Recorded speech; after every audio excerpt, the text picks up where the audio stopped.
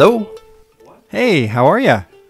Hey, I am doing great. My wife and daughter just got back from India the other night, and they had stories upon stories upon stories. They had such a great experience, and I'm just thrilled that our church makes multiple trips out there to work with this orphanage, because I am quite certain that they want to go back again and likely will. So this is the start of long-lasting relationships and ministry. It's cool. That's amazing. How exciting is that? Oh my gosh, it's just amazing. Yeah. So how are you? I am doing quite well, though, for a far more pedestrian reason than that. I got 2 books from my favorite author this week. He's doing a thing this year. He wrote a whole bunch of books a couple years ago, and he's putting them all out this year, 1 per quarter. And this particular week, I got the hard copy of quarter 1's book because it was behind. And I got the electronic copy of quarter 2's book because, well, it's easy to get those out. So that is delightful. Yeah. Happy reading to you. Yes, I'm super excited. I'm super, super excited. The books are this sort of beautiful deluxe edition. And so they are just stunning illustrations and gorgeous binding and printing, and the paper's nice, and they put a lot of work into these. That is awesome. Yeah, that makes you just happy to sit down and read it. Just having the book in your hand makes you happy. Yes, it is. You know, a good book is itself an art piece. And they get this, that a good book is an art piece. So I'm really enjoying the work that was put into it, everything from the cover to the, like I said, the page layout to the fonts chosen, everything. Just, it is a beautiful work. That's so great. But I'm not calling to talk about beautiful fiction. We've done that already. I'm actually calling, hoping that I can continue my second-hand seminary education today. All right. You know, I bugged you the other day about the Rule of Life project that you were doing. And since then, I've been wanting to ask you about kind of your top books from your seminary education. And so I wanted to just get from you the books that are sort of the highlight of your seminary experience. Does that make sense? Yes, it does. Largely, honestly, because you gave me a heads up a few weeks ago that you wanted to ask me this, that you wanted to make this into a podcast episode, and that you didn't want my thoughts then. You wanted it on the podcast. And so you gave me an opportunity to go back through and kind of curate my list. And I appreciate the time to do that because, man, as I look back, it was hard to choose at times. I have probably far more books on my list than are going to make it onto this episode. And this was fascinating. This was like a personal growth moment. I think because you phrased this as, to me earlier, you phrased this as, I don't necessarily read all the right books on my own. I have to be told what to read sometimes, because if I'm just left to my own devices, or any human being is left to their own devices, they're going to read probably a narrow band of material. But you need kind of outside voices to influence you outside of your ruts. And yes, this is exactly it for me. It's this idea that I am self-limiting in my reading based on my own filters. And I am always deeply mindful of this limitation. And it seems like this is a great way to get around that limitation without actually having to pay the extra money of going to school. Yeah. Well, okay. So it was fascinating to me to realize that seminary had actually done that for me.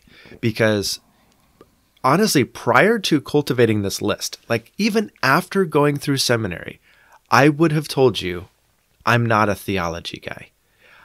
And here's why I say that, because I feel like you have to explain it, because I know that at least my wife snickered when you said it when she was listening to this episode. Yeah, right. I'm sure.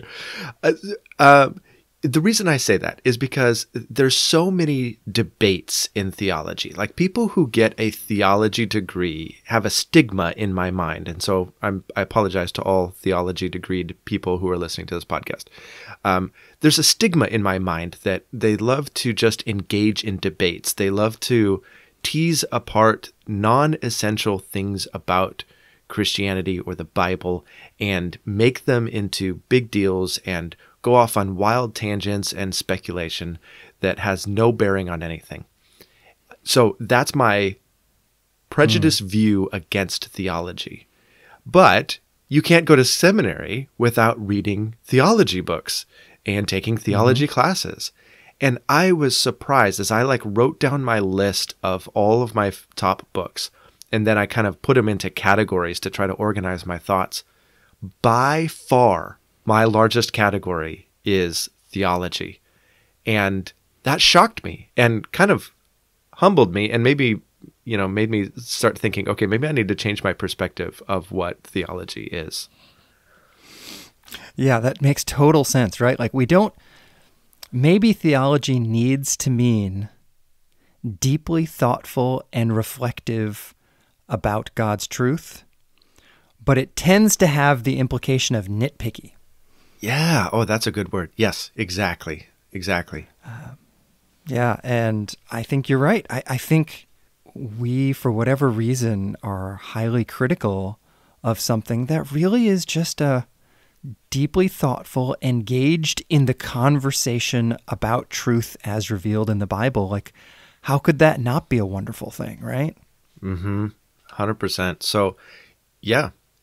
That's exactly what, as I stare at my list here, that's exactly what happens. So let me run through at least my theology section, and just kind of a note to the listeners. If I blow through a couple of these really quickly, you don't have time to write them down in case that matters to you. We're going to put all of these books in the show notes, and we're also going to put all of these books up on social media, just in a list. So you and if you click on them in the show notes, there will also be a link to the Amazon book, so you can read reviews, you can read an overview, you can buy the book, whatever it is. So anyway, those resources are available to you if any of these books stand out to you. All right, here we go. Secondhand seminary education, take one. All right, so as I review this list, it's pretty fascinating here. Okay, so listeners are going to be familiar with Being as Communion by John Zizioulas. That spawned at least one podcast episode. That was a really challenging read, probably one of the most difficult I read in seminary, but so good. Really emphasized who the Trinity is and how the Trinity works. It was excellent. And so, go ahead. I just want to pause there. So are we saying are these in descending order of importance? Is that number one for your seminary experience overall? Is that what you're saying? Or are these in no particular order? More or less, these are in no particular order. These are in categorical order, but not necessarily my A number one. I don't know if I could even do that. I couldn't point to one book. But yeah, in theology, Being as Communion was excellent, as was Fred Sanders's The Deep Things of God. Those two books both really emphasized the who the Trinity is and really opened my eyes to the Trinity, which was great. I don't think I remember you mentioning The Deep Things of God. Tell me a little bit more about that one. Yeah, there's one line that sticks out from The Deep Things of God that I just loved. He consistently referred to God in God's space as the happy land of the Trinity. And I just thought that was a very imaginative and whimsical view of where God is. So the happy land of the Trinity is the number one line that sticks out from that. But it was really just, I actually read it pretty early on in my seminary, and I could probably reread it in order to give you a better idea of it. But that line sticks out, and just, it was my initial framework for starting to understand the Trinity, and I really appreciated it. Well, and as soon as you said that one line, the happy land of the Trinity, I immediately understood why this book was important to you, because I've heard you quote that line a dozen times easily, and I just didn't remember which book it came from. So if I'm remembering correctly, I think that Sanders has a set of lectures on the Trinity that are available like on Audible and Hoopla and things like that, that I'm interested to explore. If that's the topic that has been deeply meaningful to you that he talks about, hearing him talk about it would be really interesting. Yeah, absolutely. I even read another article of his on the Trinity in another book, and found it to be great. So yeah, I would highly recommend those. That's awesome. All right, what's next? So continuing in the theology, like, I just have to include this. I couldn't do this episode without mentioning Michael Bird. And he wrote Evangelical Theology, which is just like a big overview, systematic theology textbook. But I felt like it was one of the more accessible ones. And he just brings a lot of levity and humor. And I don't know, he takes the topic seriously, but he doesn't take himself seriously. And so I just found it to actually be fun to read a systematic theology book. Who would have thought? That's awesome. So, but going into like absolute, like, I just loved it, just was blown away by it. Conformed to the image of his Son, which is subtitled Reconsidering Paul's Theology of Glory in Romans by Haley Goranson Jacob. Again, a very, very difficult read. This was her doctoral thesis that she did under N.T. Wright, and it was phenomenal, and it really opened my eyes to what God means about, or what Scripture means when it talks about God's glory or glory given to humanity or what have you, and that glory is connected with positional honor. Therefore, glory is some form of exaltation, some form of, positional honor. So that matters when we talk about humanity being glorified as a part of the salvation process. So she focuses on Romans 8 and this topic of glory, and it was phenomenal and really, really well done. That's awesome. Well, and this is such a fascinating idea to me. There are so many words that we use as Christians that I don't think we actually know what we mean. I am so grateful when somebody just takes one concept and one place in the Bible and digs into that concept to make sure we are thinking about the concept biblically. That's so valuable to me. It really is. And I still fall into kind of those random, ill-defined visions of what glory is. Glory to me has light and angels singing and, I don't know, it's very intangible in my mind. And she brought it right back down to earth and said, wait a minute, no. There's an actual definition. There's an actual referent here. And this is what is meant by this. And so helpful.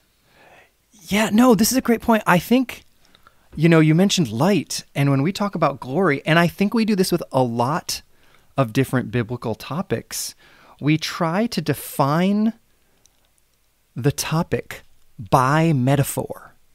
And you can't define by metaphor. That doesn't work. Sure. If it's like something that isn't what it is, by definition, it's not that thing. So the one thing we know about glory, right, is that it isn't light. Sure. Yeah, and yet you're absolutely right. When I think of glory, the best language I have ever been able to come up with for it, for the biblically illiterate, is either sort of the illumination of God or like God's fame, which then seems somewhat dry. It's very hard to know what to say. And I suspect it takes the entire book for her to come to a clear explanation of what she thinks and why she thinks it. And it takes a lot of linguistic analysis and contextual analysis and all of these things. She really, I mean, it's her doctoral thesis, right? She really did her homework. That's awesome. And this is the kind of thing, I'll be honest, I am always looking for a cheat. I mentioned this with the Fred Sanders topic. You know, when you mentioned this book, the first thing I did was look and see if she'd written other books. She hasn't. So then I went to YouTube to see if I could find... I am not a giant fan of like just whoever's on YouTube. I need to just listen to them. That's not awesome. But if there is somebody who is an authentic academic like this, sometimes you can find a lecture that they've given. And I found at least one lecture that she had given. And I may not read this book at any time soon because it looks pretty heavy, but I am grateful to know her name because her name gives me a starting point for somebody worth listening to, if that makes sense. Yeah, absolutely. Good idea to search for that, because you're right. I worry about even recommending that book because it is so challenging. In fact, honestly, if you don't know biblical Greek, I don't know if you could get as much out of that book as you need to. So, yeah, I think that's awesome to find another resource, another way to get that information. Yeah, there's a 58-minute video podcast kind of thing titled Romans 8:18-39 with Haley Jacob. Boom. That's perfect. That's it. There you go. There you go. Do that. Right. This is the welcome to the lazy man's guide to being a smart person. But it's not lazy. This is one of the things, and one of the reasons I love this information. I hope this isn't too much of a tangent, but we exist to be theologically informed not as individuals, but as a church. And that means it's okay for Haley Jacob to understand the concept of glory better than me, and me to be okay with the fact that I am going to get the watered down version of her thoughts as long as I know whose watered down version of thoughts to get. That's the way that's the way the church operates. We don't all have to be the academic who can read this book, but we can all benefit from the academic who wrote this book. And those are very different to me. Well, and I mean, it's the same experience as going to seminary, quite honestly, in that I am not on, Haley Goranson Jacobs' level. I can't write the book that she wrote. I can read the book that she wrote, or I can watch her YouTube video. She is a greater expert in this area than me, and she distilled it down, even in a book form, for me to consume, or in a lecture form for people to consume. So that's just how it works. And I feel like, so there's a saying about, the difference between going to seminary and getting your doctorate. In going to seminary, you know a little bit about a lot of things. And in getting your doctorate, you know a whole lot about a little thing. And that's honestly just the way it works. So I feel like I've learned a whole lot, or I feel like I've learned a little about a whole lot. And she taught me a little about glory, and that was very helpful. That's awesome. So what's next? All right. I'm going to round out the theology category here. And I can't leave this category without mentioning Amos Young's Renewing Christian Theology. I wondered if it would make the list. Oh, it absolutely makes the list. And not just because I'm talking to an AOG guy. Amos Young is unashamedly Assemblies of God. In fact, he uses the Assemblies of God doctrinal statement as his outline for his book. He just does it in reverse. And it was phenomenal. I just feel like sometimes, here's another picture of theology that I often look to. I often think of theology as dry and boring and just head in the clouds. Amos Young was very, very thoughtful and smart, and there's no denying that he knows his stuff. But his theology has dynamism, it has movement, it has purpose, it has imagination, it has energy, and it spurs the church on to do the work of the church and to do it with intentionality and with life. So I appreciate that. That was theology with movement, and man, oh man, that was sorely, sorely needed. I really appreciate the way in which he approaches theology, because I think the church will be better for it. That's awesome. I am very, very slowly working my way through this whenever I have space in my life to do some heavy reading, because this is for sure some very, very smart stuff, and I love it, but it is not something that you can read a page or two at a time in 5 minutes here and 5 minutes there. You're right, there is clear movement in what he's saying, and he is stringing together a conversation that continues to flow. And when I tried to read it in small bits, I lost track. Sure, yeah. All right, so I think, are we on a different category? Yeah, let me switch. I'll just do a hard left here, and we'll go all the way over to what I'm titling Personal Well-Being and Growth. And this is going to be far more on the accessible level than some of those big, heavy theology books. Some of these, two of these we've hit very hard on this podcast. And one of those is Managing Leadership Anxiety by Steve Cuss. That became a whole podcast episode in itself. Try Softer by Andy Kolber, which it seems like we can't get through an entire episode without mentioning that book. Yet I still haven't read it. I promise. It's on my must-read list. Yeah. We're getting there. And it's so, like I said, so accessible. Anybody can pick up this book and read it and benefit from it. And, I say even should. Like, this needs to be on everybody's list. And then, two others in this category that were great. Eugene Peterson, of course, he wrote a book called Eat This Book. And it was just about how to read the Bible, how to just consume the Bible, how to make the Bible the environment that you swim in. And it was so, so good. It was filled with not only good wisdom, but good life experience. And you could tell that this is how he lived his life. And so this wasn't just some guy who put some good thoughts together. This is some guy who lived out some thoughts and wanted you to join him. So that was awesome. And then Emotionally Healthy Spirituality by Peter Scazzaro. Very, very well done. And that is a newer rendition of his thoughts that I have not actually read yet. Yes. I'm glad that you said that, because I read his other rendition. I don't even remember what the title of his earlier work was. And Emotionally Healthy something.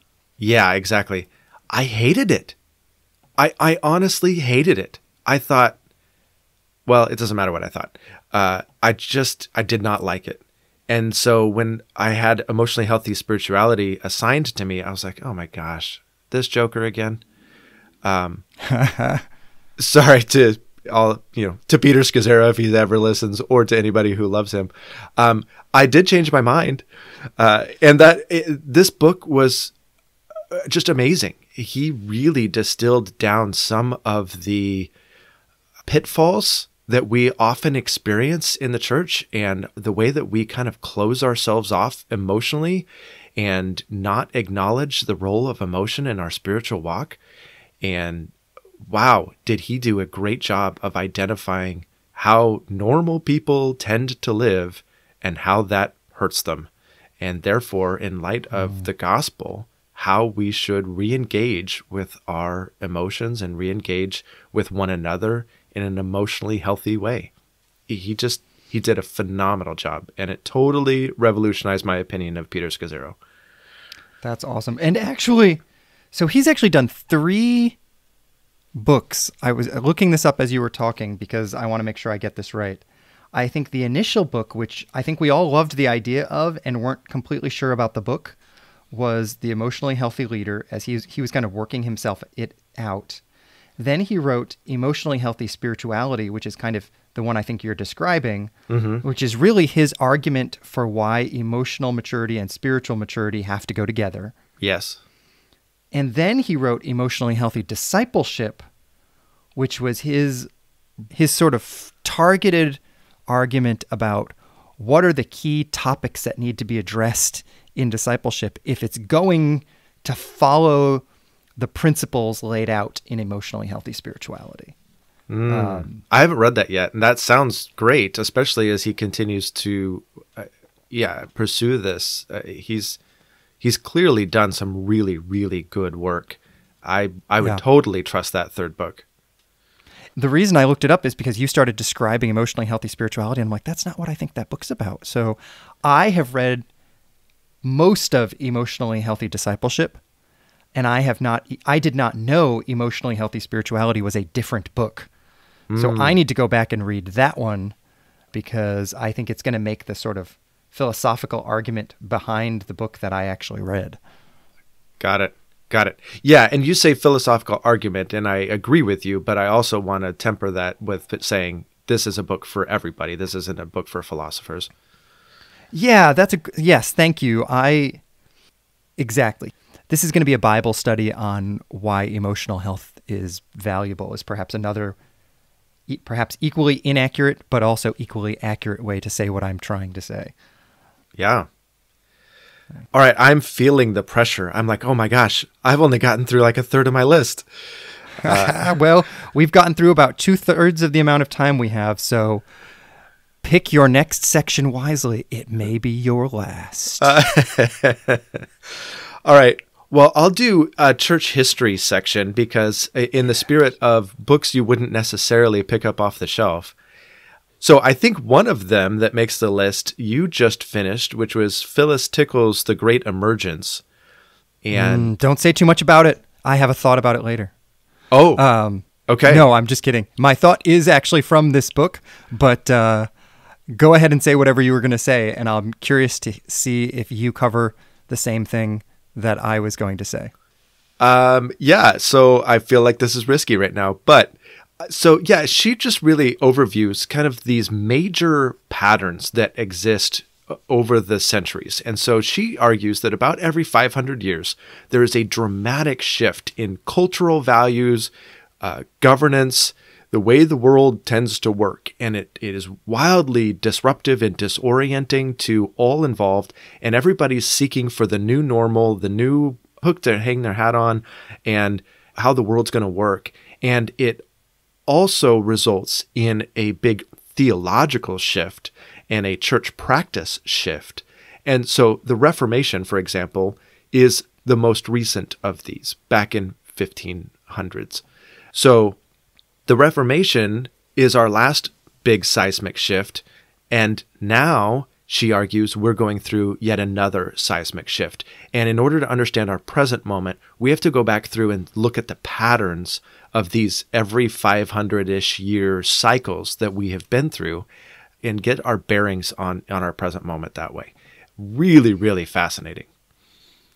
Yeah, I, having just finished this book, found it to be extraordinary. She had some really profound insights to share.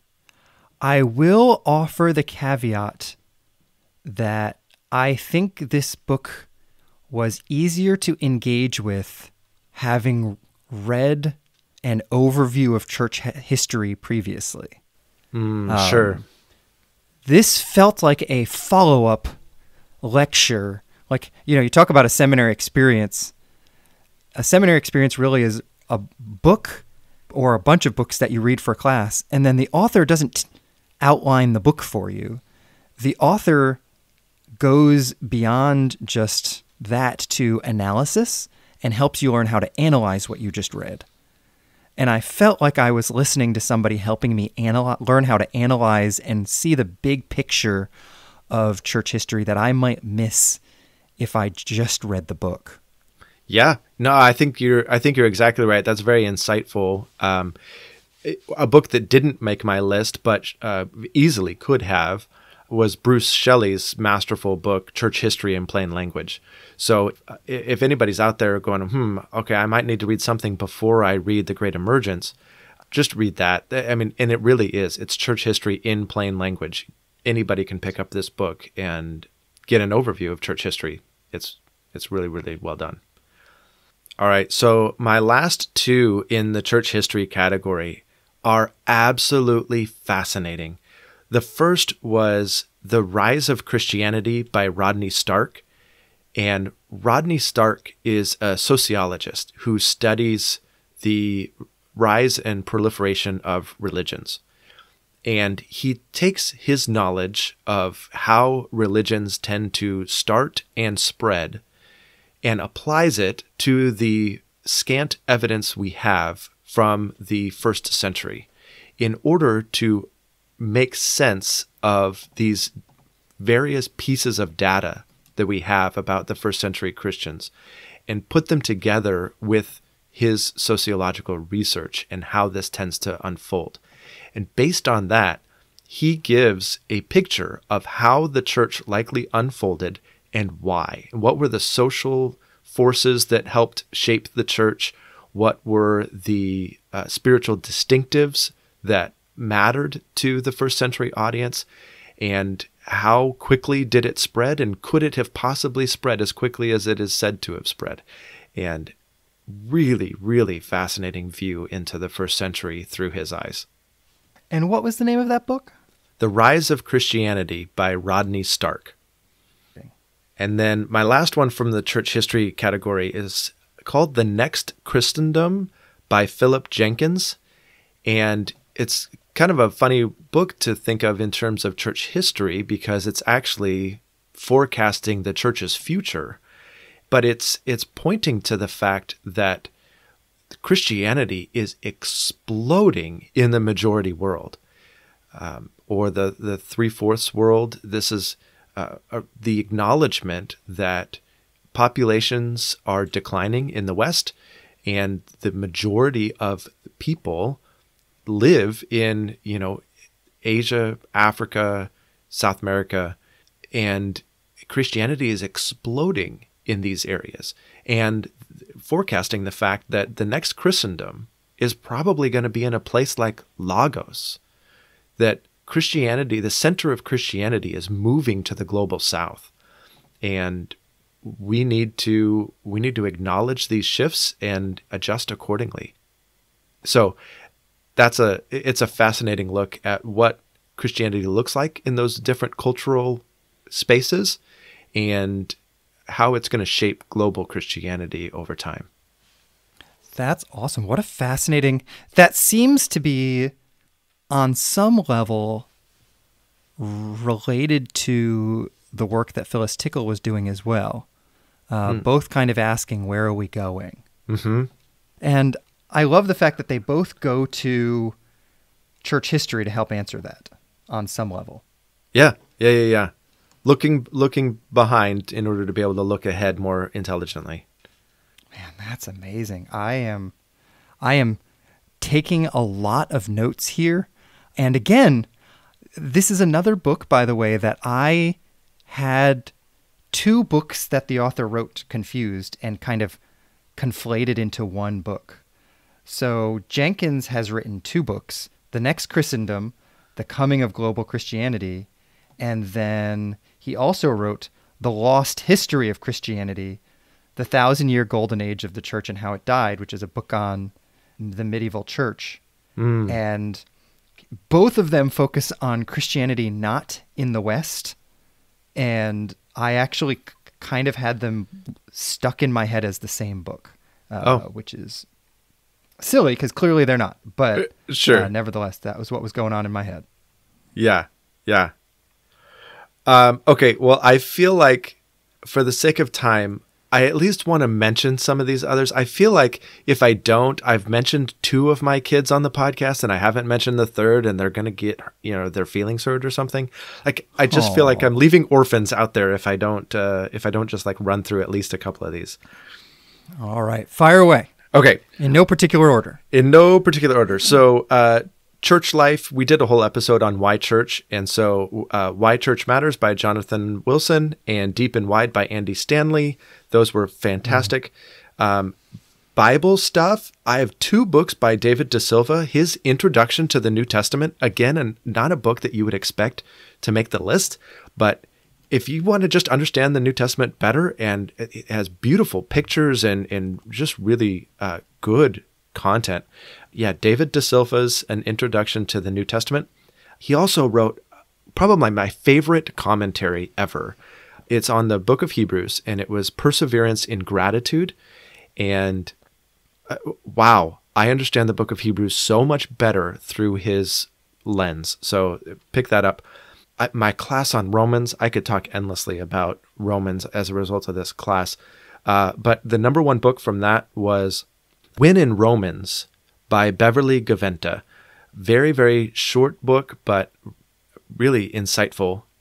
The last chapter, or her conclusion section, she gets very close to universalism. Actually, she pretty much espouses universalism. So, you might throw that part out, but the rest of it is phenomenal.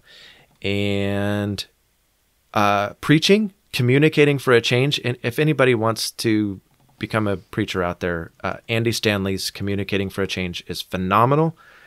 And the last 2 here in my miscellaneous category, Love Your God with All Your Mind by J.P. Moreland, and a really fascinating book, Stewards of Eden, What Scripture Says About the Environment and Why It Matters by Sandra Richter.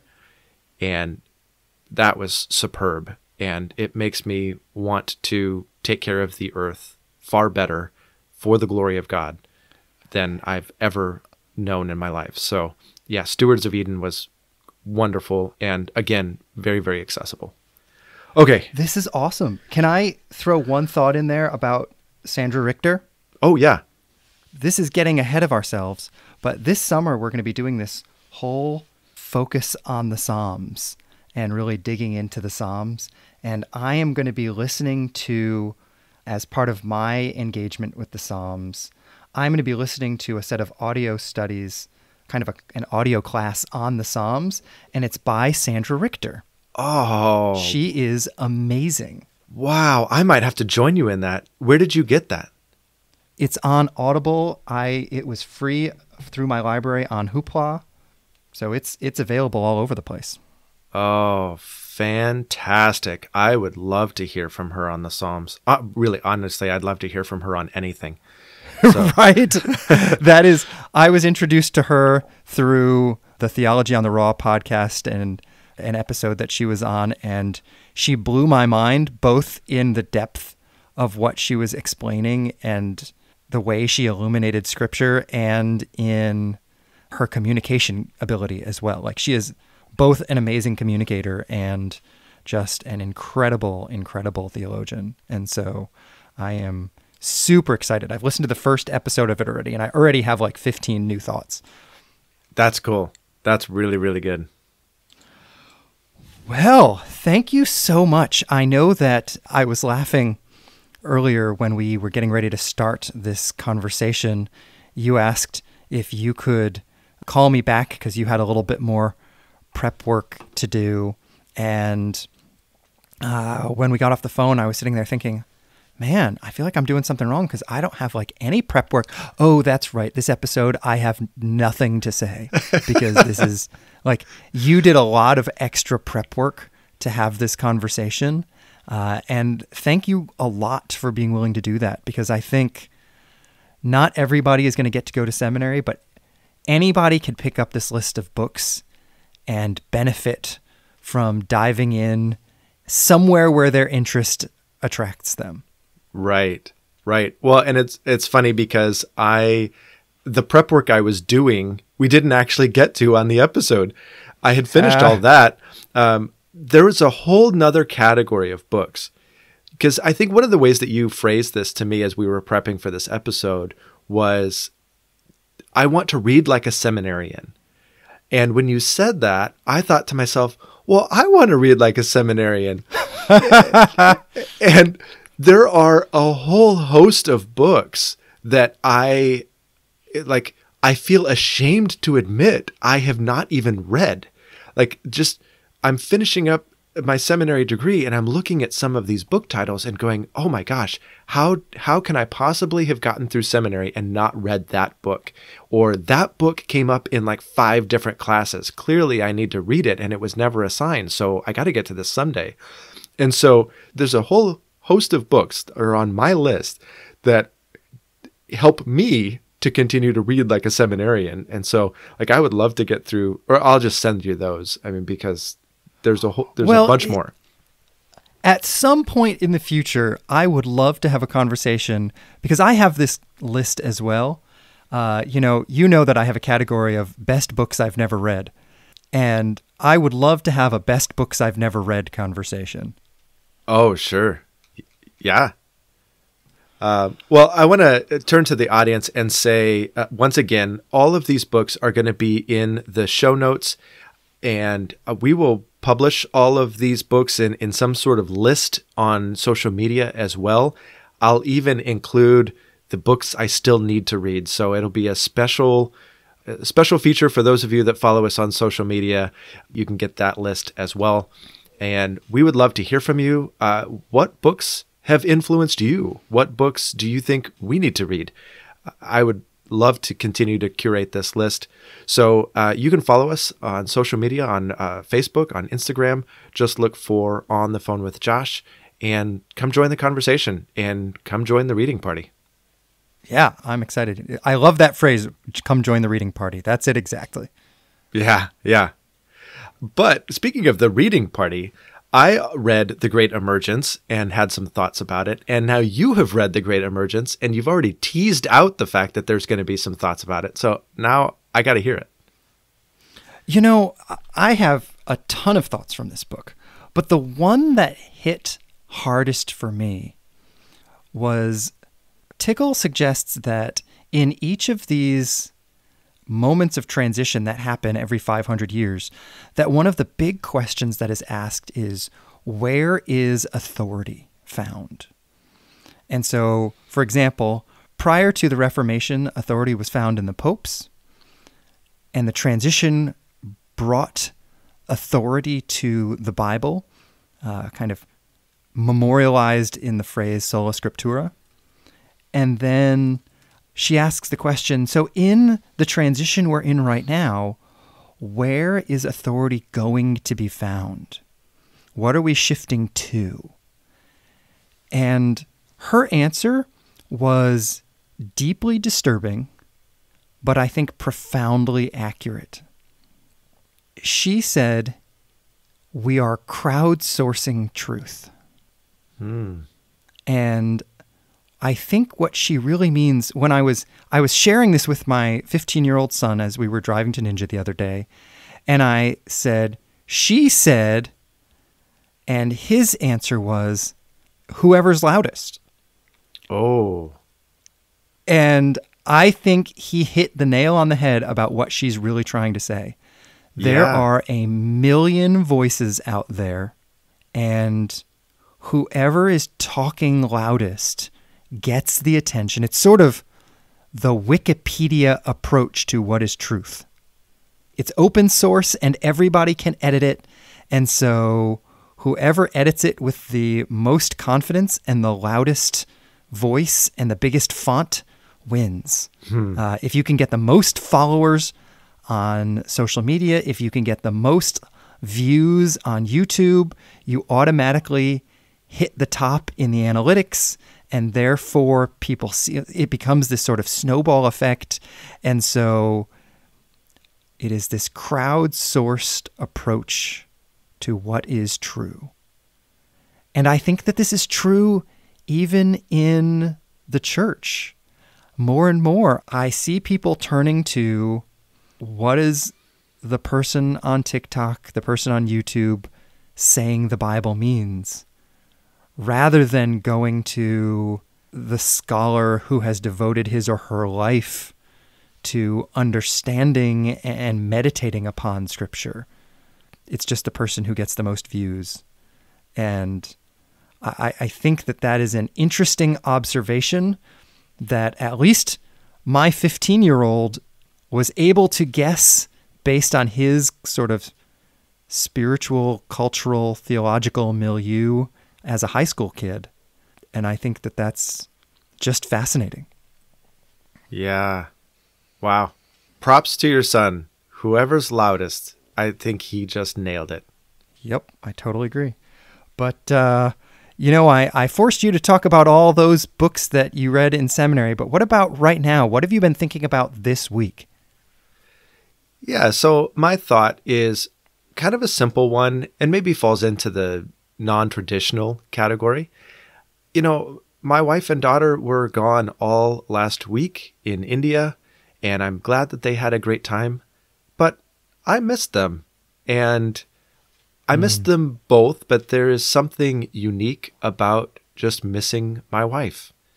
She is a wonderful person, and I'm so glad that she helped to take our daughter overseas and expose her to this form of ministry that we both believe she's built to do. And she just did a wonderful job of exposing her and kind of letting it be our daughter's trip, and just kind of staying in the background as much as she could so that our daughter could just kind of rise to the occasion. So she just did wonderful, wonderful things, as she always does.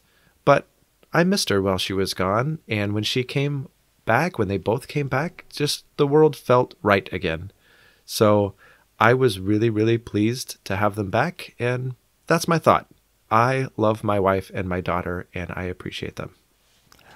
I am so grateful that you are saying this, because you said that this is sort of a simple thought, but I think it is both simple and profound at the same time. It feels profound to me. Yeah, there's something vital about developing a marriage in which you miss your spouse. That's a good thing. Yeah. Yeah. It is a good thing. It's also kind of, I don't know, I feel a little empty while she's gone. So it's not, it is a good thing to miss her, but it also has its emotional consequences, right? Like, I miss my wife. Yeah, absolutely. It's a good thing, even though it feels like a cost in the moment, right? Yeah, there you go. But, well, once again, shifting from what I think of as a very profound thought to a less profound thought, let's jump on in from there into the Which Josh question, which I just love this week.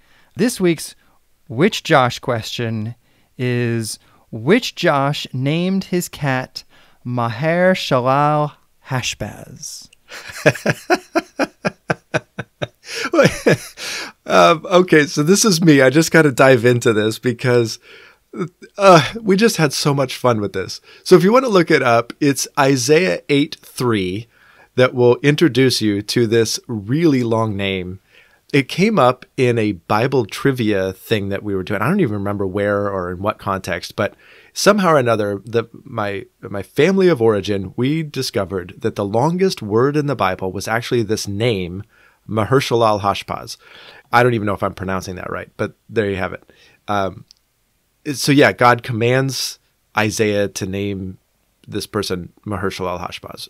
And so when we got a cat, I was like, okay, we got to name her Maher-shalal Hashbaz. And so we shortened it to Mahersh when we referred to her, but like literally her name was Maher-shalal Hashbaz. And Mahersh was quite a character. In fact, she was kind of, the only thing I remember about that cat is that she was perpetually in heat. I don't know what the deal was, but she just like got into heat early in life, and it just seemed to never, ever stop. And so we had to like keep her in the house and not let her run out the door, even though she was very intent on doing so. Just meowing and pining for a lover all day long. And it was just awful. But anyway, Mahershala Hashbaz, there you go. And it just makes me laugh that we actually did that. That's awesome. What a brilliant, super weird one of those. Well, and a cat is the perfect way to do this, because a cat doesn't care what its name is. It just or cares about you at all. No, exactly. Just name it whatever. Yeah, that's hilarious. All right. Well, hey, are we on for next week? We absolutely are. I can't wait. All right. Well, I'll talk to you then. Okay. Bye. Bye. What?